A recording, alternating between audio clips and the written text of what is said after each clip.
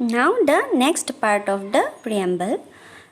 Act to secure to all citizens justice, social, economic and political liberty of thought, expression, belief, faith and worship, equality of status and opportunity, and to promote among all fraternity, assuring the dignity of the individual and the unity and integrity of the nation. Now what is its meaning? इसका मतलब क्या है?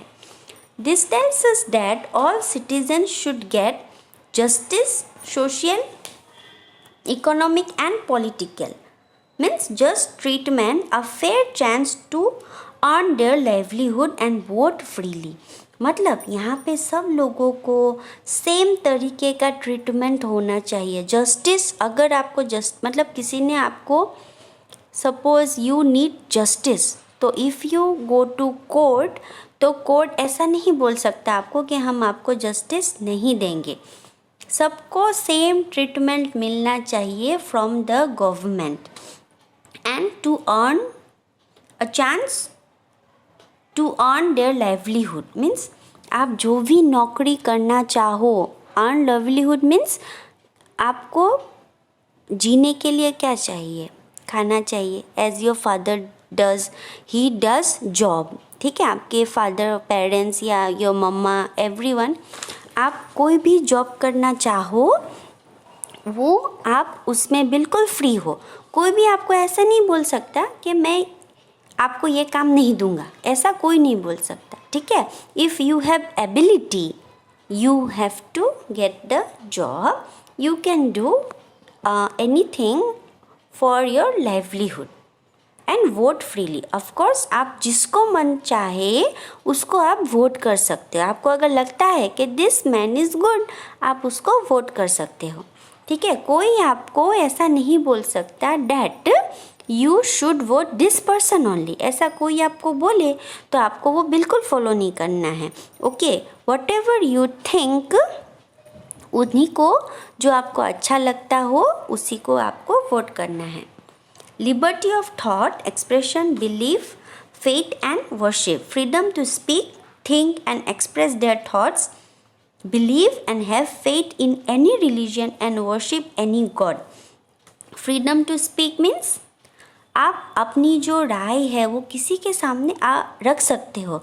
अभी अगर आप YouTube देख रहे हो कुछ भी, वहाँ पे ऐसे बहुत सारे मोटिवेशनल वीडियोज़ आते हैं जिनको देख के मीन जिनकी बातें सुन के, बड़े बड़े लोगों की बातें सुन के आपको अच्छा लगता है ना. तो मीन्स क्या, आपको फ्रीडम यहाँ पे मिलता है अपने बातें एक्सप्रेस करने का. थिंक, आप सोच सकते हो. एक्सप्रेस देयर थॉट्स, आप अपनी जो अंदर से आपको अगर कुछ लगे कि नहीं ऐसा अच्छा है, मुझे ये बातें अच्छी लगती है, मैं ये बातें सबके साथ शेयर करना चाहता हूँ. सो बाय एनीथिंग, बाय मीडिया और बाय दिस फोन्स और कुछ भी ऐसा कुछ फंक्शन वगैरह में आप अपनी बातें शेयर कर सकते हो. And have faith in any religion. जैसे हमने बोला कि कोई भी धर्म आप मान सकते हो. एंड वर्शिप एनी गॉड, आपको जो मन करे ना वो वाले भगवान को आप पूजा कर सकते हो. ठीक है, कोई भी आपको ऐसा नहीं बोल सकता कि आप इस भगवान को पूजा मत करो, दिस इज़ अगेंस्ट लॉ. ठीक है, ऐसा नहीं है. ठीक है, आपको जो मर्जी आप उस भगवान को पूजा भी कर सकते हो एंड सभी नियम आप मान सकते हो. ऐसा इंडिया में कुछ लॉ अगेंस्ट आपको नहीं करेगा.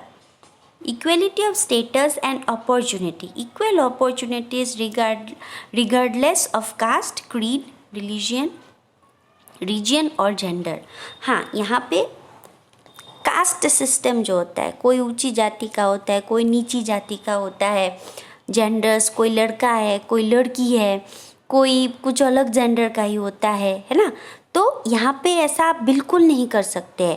देयर इज़ इक्वल अपॉर्चुनिटी, सबके लिए सेम अपॉर्चुनिटी हमको गवर्नमेंट दे रही है ना.